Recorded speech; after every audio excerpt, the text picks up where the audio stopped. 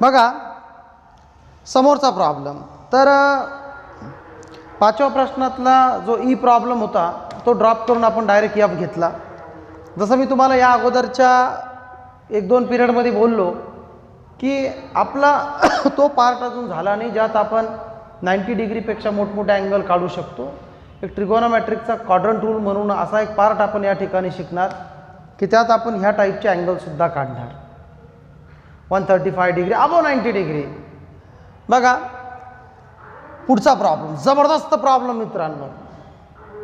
एक सांगतो, असे प्रॉब्लेम तुम्हाला CET JEE मध्ये विचारण्याचे चान्सेस खूप मोठ्या प्रमाणात असणार, कारण हा त्या लेवलचा प्रॉब्लेम आहे. डायरेक्ट त्या लेवलचा प्रॉब्लेम. कसं सांगतो, त्यांचं म्हणणं आहे find the equation of line passing through origin. तुमची लाईन ही ओरिजिनमधून जाणार, passing through origin, and which bisect the portion of line thrice x plus y is equal to 6 intercept between coordinate axis. म्हणजे portion of line आणि bisect याचा अर्थ समजून घ्या. हे आपल्याला समजलं. Find the equation of line passing through origin. Find the equation of line passing through origin म्हणजे आपली लाईन ओरिजिन मधून जाणार. त्यानंतर त्यांचं म्हणणं काय, अँड आणि बायसेक्ट. तर बायसेक्टचा अर्थ काय घ्यायचा या ठिकाणी, दुभागणं, बिलकुल मिड पॉइंट मधून जाणार. Bisect the portion of line thrice x plus y is equal to 6. या लाईनच्या ती मिड पॉइंट मधून चालली. हे समजून घ्या काय असतं. बघा याचा अर्थ नेमका काय ते आपण एक प्रॅक्टिकल डायग्राम काढून या ठिकाणी समजून घ्यायचा प्रयत्न करू. बघा आता अगोदर ही लाईन एक्झॅक्टली कशी लाईन आहे ते आपण ग्राफच्या मदतीने बघू मित्रांनो. म्हणजे ॲक्च्युअल ही लाईन जर ग्राफ पेपरवर आपण काढली तर तिथं एक्स इंटरसेप्ट कोणत्या ठिकाणी आहे, वाय इंटरसेप्ट कोणत्या ठिकाणी आहे हे बघू. तो at first we find x and y intercept of line. At first we find x and y intercept of line. मग आता x इंटरसेप्ट काढायचा असलं तर नेमकं काय असतं, तर सरळ तुम्हाला एक शॉर्टकट मार्ग सांगतो मित्रांनो. x इंटरसेप्ट काढायचा ना तर या y ला 0 कन्सिडर करायचं. 0 म्हणजेच thrice x plus 0 is equal to 6. म्हणजेच thrice x is equal to 6. x is equal to 2. म्हणजे या लाईनचा x इंटरसेप्ट हा 2 आहे. म्हणजे 2 नंबर पॉझिटिव्ह 2 आला ना आन्सर. म्हणजे 2 या पॉईंटमधून मराठीतून बिंदूतून ही लाईन जाणार. आणि तिचा y इंटरसेप्ट काय, तर y इंटरसेप्टसाठी आपण काय करणार माहिती आहे का, x ला 0 कन्सिडर करणार. म्हणजे 3 × 0 + y is equal to 6. y is equal to 6. म्हणजे या ठिकाणी आपल्याला तिचा y इंटरसेप्ट मिळतो 6. एक अंदाजन 1 2 3 4 5 6 या ठिकाणी. आणि ती एक अशा पद्धतीची लाईन आहे हे समजून घ्या. आणि आपली जी लाईन आहे मित्रांनो आता ती या लाईनच्या मधोमध म्हणजे हिला इंटरसेक्ट करून जाणार. एक अंदाजन या ठिकाणी तिचा मिड पॉइंट आपल्याला वाटतो. तर अशी आणि ही जी रेड लाईन आहे, रेड लाईन, त्या रेड लाईनचं इक्वेशन तुम्हाला विचारलं. विचार करा, प्रश्न तुम्हाला व्यवस्थित समजला का. त्यांचं म्हणणं काय, find the equation of line passing through origin and which bisect the portion of line. म्हणजे या लाईनच्या पोर्शनमधून, पोर्शन म्हणजे एक्स ॲक्सिसचा हे बिटवीन जो पार्ट येतो का 6 आणि 2च्या दरम्यान, एवढ्या पार्टला तो डिवाइड करून चालला. मग सरळ एक सांगू का, या 2 पॉइंटचा हा मिड पॉइंट आहे. आपण असं समजू की बाबा let P bisect the line AB. Diagram काढला आपण, नावं वापरले, यामुळं let A is equal to B is equal to लिहायची गरज नाही आहे. आता एचे कॉर्डिनेट जर आपल्याला सांगायचे झाले, आपण एक्स ॲक्सिसवरचा ए घेऊ आणि वाय ॲक्सिसवरचा बी घेऊ. तर ए हा एक्स ॲक्सिसवरचा पॉईंट आहे, तर कॉर्डिनेट सांगताना एक्स ॲक्सिस अगोदर असतो आणि वाय ॲक्सिस नंतर असतो. बी हा वाय ॲक्सिसवरचा पॉईंट आहे, तर एक्स ॲक्सिस 0 आणि वाय ॲक्सिस या ठिकाणी 6 आला. मग B bisect the line A B जर आहे P bisect the line A B जर आहे, तर पीचे कॉर्डिनेट आपल्याला कसे मिळणार, तर पीचा x coordinate is equal to 2 + 0 / 2. आठवा या ठिकाणी काय झालं, या ठिकाणी वापरला आपण मिड पॉइंट फॉर्म्युला, जो आपण 9वी आणि 10वीला शिकलो. मध्यबिंदूचे सूत्र x1 + x2/2, म्हणजेच झालं 2/2 इज इक्वल टू 1 आणि y is equal to y1/y2 म्हणजे 6 + 0 + 6. मी डायरेक्टली या ठिकाणी 6 सुद्धा तुम्ही लिहू शकता. आन्सर आलं 3. म्हणजे पीचे कॉर्डिनेट काय आले 1,3. आता बघा मित्रांनो, तुमच्याकडं ज्या लाईनचं इक्वेशन तुम्हाला विचारलं तिच्यावरचे 2 पॉईंट आहे. कारण तुमची लाईन ओरिजिनमधून चालली आणि ओरिजिनचे कॉर्डिनेट असणार 0 0 आणि हा पॉईंटसुद्धा तुमच्या लाईनवरून आहे. म्हणजे तुम्ही केलं काय ह्या उदाहरणात, हे समजून घेतलं की आपली लाईन जर या पोर्शनच्या मिड पॉईंटमधून चालली, तर मग एक्स आणि वायच्या दरम्यान हिचा जो पार्ट येतो तिचा मिड पॉईंट जर आपल्याला काढणं असला, तर अगोदर ही लाईन एक्स ॲक्सिसला कोणत्या आणि वाय ॲक्सिसला कोणत्या बिंदूत इंटरसेक्ट होणार ते आपण काढलं. कोणत्याही लाईनचा एक्स इंटरसेक्ट काढायसाठी त्याचा जो वाय व्हेरिएबल असतो का त्याला 0 कन्सिडर करा आणि वाय इंटरसेक्ट काढण्यासाठी त्याचा जो एक्स व्हेरिएबल असतो का त्याला कन्सिडर करा. आणि याच पद्धतीनं आपण हे इंटरसेक्ट पॉईंट काढले आणि याचा मिड पॉईंट हा आपल्या लाईनवर आहे. आता बघा, आता 2 पद्धतीनं तुम्ही हे उदाहरण सॉल्व्ह करू शकता. एक तर 2 पॉईंट फॉर्म्युला काढून त्याचा स्लोप ठरवा, कारण या लाईनमध्ये सी असणार नाही, कारण लाईन पासिंग थ्रू ओरिजिन आहे. किंवा 2 पॉईंट फॉर्म्युला यूज करा. बघा, तर आपण अगोदर स्लोप ऑफ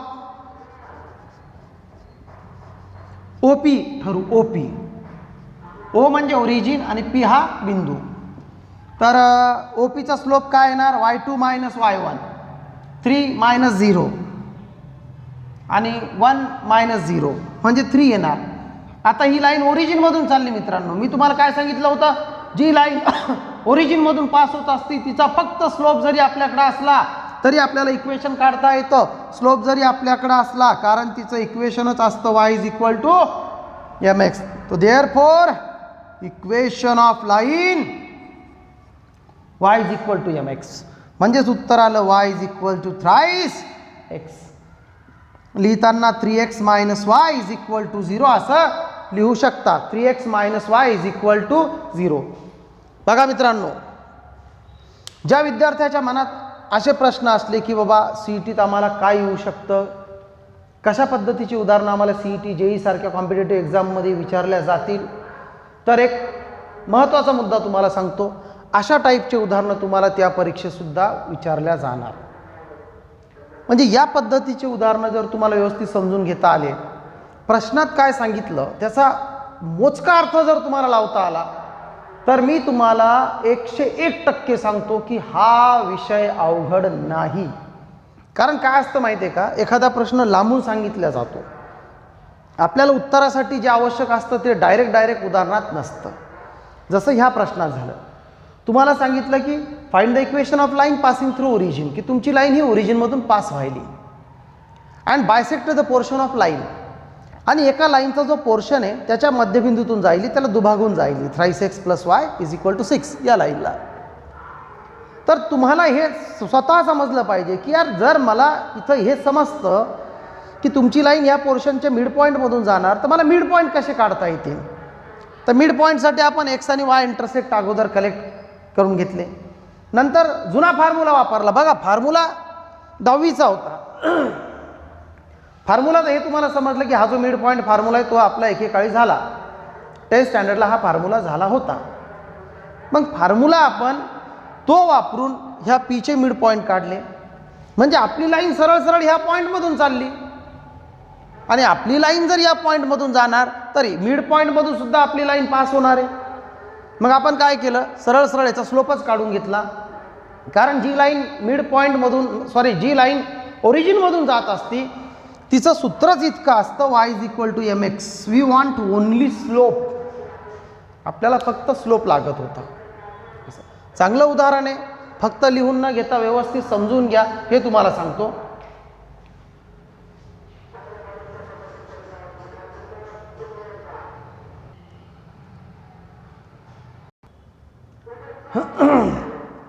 बघा मित्रांनो, पुढचा प्रॉब्लेम जबरदस्त प्रॉब्लेम म्हणता येईल हा सुद्धा. बघा, लाईन mx + c हा स्लोप y इंटरसेक्ट फॉर्म्युला जो आहे का त्या अरेंजमेंटची मांडणी आहे. passes through the point 2, 1 and 3, 2. Determine m and c. सरळ सरळ मित्रांनो, आपली लाईन 2, 1 आणि 2, 3, 2 या दोन पॉईंटमधून पास होणारी लाईन आहे. म्हणजे दोन आपल्या लाईनवरचे पॉईंट या ठिकाणी आपल्याला सांगितले. म्हणजे आपण 2 पॉईंट फॉर्म्युल्याने डायरेक्टली आपल्या लाईनचं इक्वेशन काढू शकतो. मग पुढचा भाग काय विचारलं की जर y = mx + c अशा स्वरूपात जर आपण हे इक्वेशन लिहिलं तर m च्या जागी काय आणि c च्या जागी काय येतो ते सांगा. कारण m म्हणजे कोण असतं, स्लोप, आणि c म्हणजे काय असतं, y इंटरसेक्ट. तर डिटरमाइन m अँड c. तर सुरुवातीला बघा, here a = 2, 1 and b = 3, 2. Therefore, equation of line AB is equal to x - x1. Direct वापरतो मित्रांनो मी. हा x1 घेतला, सॉरी हा x1 घेतला 2, x - x1 ते सूत्र x - x1 upon x2 - x1. आठवा ते सूत्र, शक्यतो मेमोराइज असू द्या. हे झालं 3 - 2 y - y1 upon y2 - y1. Answer मिळालं x - 2 अपॉन काहीच नाही म्हणजे 1. कारण हे 3 - 2 आहे. सबट्रॅक्शन वर आलं 1 आलं, नाही लिहिलं आपण तरी चालतं. कारण ज्या डिनॉमिनेटरमध्ये काहीच नसतं त्या ठिकाणी 1 असतो. हे y - 1 अपॉन 1 म्हणजे डायरेक्टली x - 2 = y - हा 1 या ठिकाणी आला प्लस झाला. x - 1 = y. हे समजलं का कसं? कारण हा -1 होता, या ठिकाणी तो प्लस झाला. आता हे इक्वेशन तुम्हाला असं मिळालं मित्रांनो, y = x - 1. सांगा बरं मग, या ठिकाणी आपल्याला प्रश्नात काय वापरलं, m वापरला. म्हणजे काय या ठिकाणी काहीच नाही, म्हणजेच काय असतो 1. तो m = 1 आणि c च्या जागी आपल्या उदाहरणात किंमत किती आली, -1. झालं. सोपा प्रश्न होता, पण तरी सुद्धा समजून घेण्यासारखा भाग नक्कीच होता. लिहून घ्या.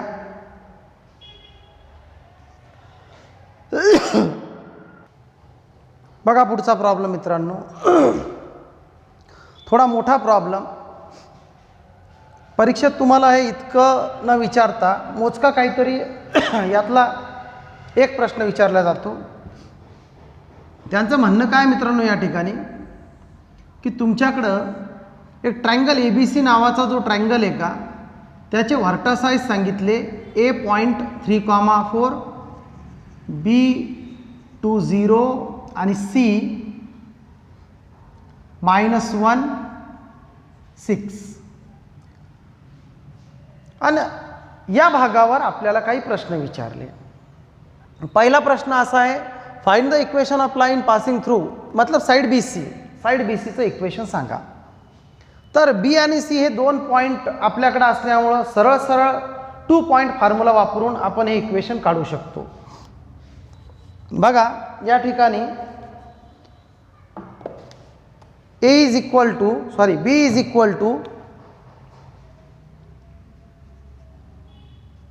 2, 0 आहे आणि C = -1, 6. तर डायरेक्टली हा equation of side BC, side BCचं इक्वेशन. मी सूत्र वापरलं x मायनस x1 म्हणजे x मायनस 2 आणि x2 मायनस x1 म्हणजे -1 -2, y minus y1 0, y2 minus y1 6 minus 0. Answer आलं x minus 2 upon -3 y upon 6. दोन्ही इंटरचेंज न करता मी डायरेक्ट वापरलं x minus 2 upon -3 into 6 is equal to y. हे 6 इंटरचेंज करून घेतले. 3 2 जा 6 -2. आन्सर आलं -2x 2 2 जा 4 इज इक्वल टू y. आपण हा 2 मायनस असल्यामुळं -2 असल्यामुळं तिकडं इंटरचेंज करू. हे झालं 2x इकडून तिकडं plus y -4 is equal to 0. आता यानंतर त्यांचं म्हणणं काय मित्रांनो, मेडियन ऑफ एडीचं इक्वेशन सांगा. Median of AD. तर मेडियन ऑफ एडीसाठी तुम्हाला अगोदर बीसीचा जो मिड पॉइंट आहे का तो लागणार. का? कारण मेडियनची डेफिनेशन काय असती? अ line passing through mid point and opposite side, sorry, a line passing through the vertices of triangle and mid point of opposite side. पुन्हा एकदा समजून घ्या. अ line passing through vertices of a triangle and mid point of opposite side, it is called median. मराठीत तिचं नाव आहे मध्यगा. Vertices of triangle म्हणजे त्रिकोणाचा शिरोबिंदू आणि त्या समोरील बाजूचा मध्यबिंदू यांना जोडणाऱ्या रेषाखंडाला मध्यगा म्हणतात. मग आपल्याला जर एडी मेडियन काढायची असली तर एक्झॅक्ट आपल्याला ह्या लाईनचं इक्वेशन विचारलं. बरं, तुमच्याकडे मग हा जो पॉईंट आहे डी, जो आपण अंदाजे वापरला कारण मेडियन एडी सांगितली फक्त, तर डीचे कॉर्डिनेट आपल्याकडे आहे का? नाही आहे. मग कसे काढणार? तर डीचे कॉर्डिनेट असे काढणार. तो at first we find the coordinate of D.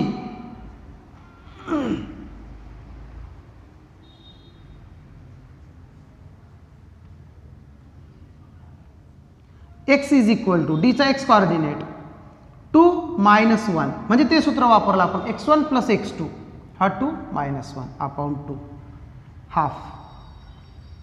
त्यानंतर y coordinate 0 plus 6 y1 plus y2, हे आलं 3.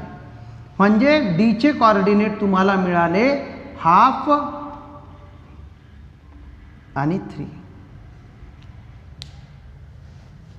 आता तुमचा प्रश्न असा झाला की find the equation of line passing through the point A and D. A is equal to 3 0 and D is equal to half and 3. मग इक्वेशन ऑफ एडी, तर एडीचं इक्वेशन आपण काढायलो आता. एक्स मायनस x1, तर मी x1च्या जागी हा डायरेक्टली घेतला 3 आणि x2 minus x1 म्हणजे half -3, y minus y1, y1 म्हणजेच हा 4 आणि y2 मायनस y1 3 - 4. ठीक आहे. तुमचं आन्सर आलं x - 3 अपॉन, या ठिकाणी आपण करू क्रॉस मल्टिप्लिकेशन, 1 - 6 अपॉन 2. बघा कसं आलं हे. 1 × 1 1, हे 2 3 जा 6 आणि 2 1 जा 2 is equal to y -4 upon -1. आता हे 3 बघा, आपण या ठिकाणी कंटिन्यू करू. ते x - 3 अपॉन हे जे होतं ना 1 - 6, तर -5/2 येणार. ते किती येणार? -5/2. हे घेतलं ते -5/2 is equal to y -4 upon -1. आता ज्याला आपण मराठीत एक शब्द वापरतो मित्रांनो, भागिले उलट गुणिले, ज्याला आपण इंग्लिशमध्ये इन्व्हर्स असं म्हणतो. तर इन्व्हर्स झाल्यानंतर हे काय होणार? x - 3 2 अपॉन 5 आणि मायनस मी इकडं घेतला. Y minus 4. म्हणजे जे सरळ सरळ असं झालं मित्रांनो, -2 × x - 3 इज इक्वल टू 5. हा मायनस आपण इकडे घेतला, 5y मायनस 4. 5 तिकडं आणि 2 इकडं. हे झालं -2x, 2 3 जा minus minus plus 6 -5y plus 20. तुमचं फायनल आन्सर आलं 2x इंटरचेंज केल्यानंतर 2x - 5y plus 20 - 6 is equal to 0. 2x - 5y plus 14 is equal to 0. समजून घ्या. थोडं मल्टिप्लिकेशन आणि इंटरचेंज वगैरे या ठिकाणी तुम्हाला अवघड वाटू शकतं, पण अवघड वाटण्यासारखं काही नाही आहे. जागा कमी असल्यामुळं आपण हा पार्ट इकडं लिहिला. या लिहून.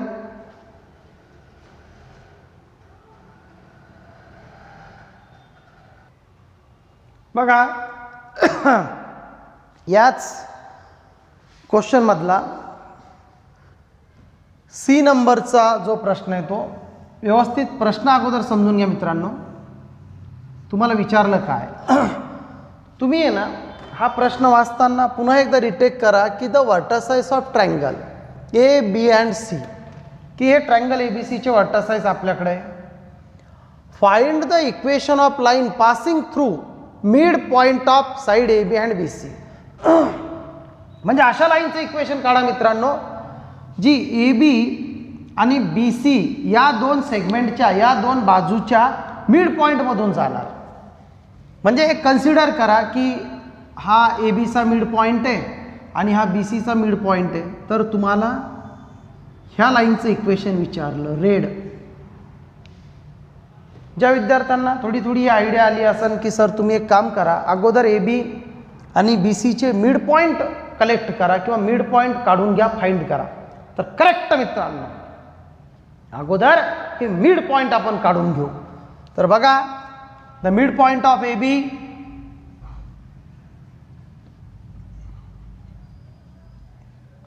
Mid point of A B x is equal to, direct वापरतो मी हा 2 + 3, कारण आपल्याकडे सूत्र अवेलेबल आहे मित्रांनो x1 + x2. म्हणजे सूत्र लिहित बसायची आवश्यकता नाही आहे, प्लस असल्यामुळं तुम्ही 2 + 3 किंवा 3 + 2 काही लिहू शकता. आन्सर आलं 5/2. आणि याचा y कॉर्डिनेट असणार y1 + y2 म्हणजेच 4 + 0 y1 y2 upon 2 is equal to 2. मग पीच्या मिड पॉईंटला आपण असंच एक अंदाजे नाव देऊ पी, म्हणजे पीचे कॉर्डिनेट तुम्हाला मिळाले 5/2 आणि 2. Similarly the mid point of A B, sorry B C, the mid point of B C. आता बी सीची मिड पॉईंट काढून घेऊ. समजलं? पुन्हा तेच मिड पॉईंट फॉर्म्युला वगैरे वगैरे तेच. तर एक्स कॉर्डिनेट बी सीचा 2 - 1 upon 2 is equal to half आणि वाय कॉर्डिनेट त्याचा 0 + 6 अपॉन 2 इज इक्वल टू 3.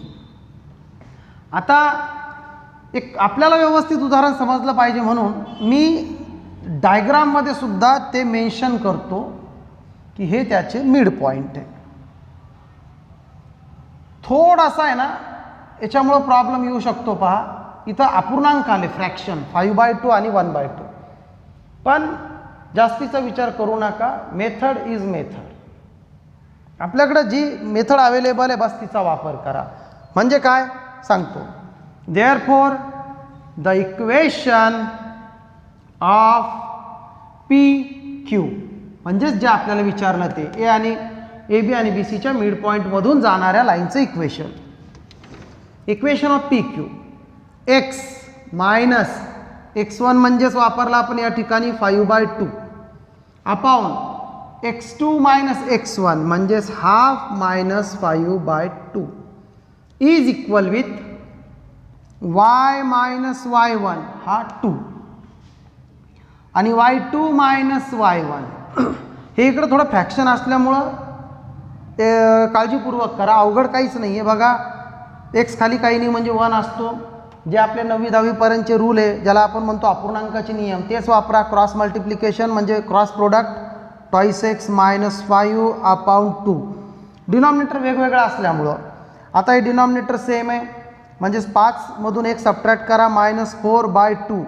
जरी हे 2 2 चा 4 होत असले तरी ते मी करणार नाही. त्याचं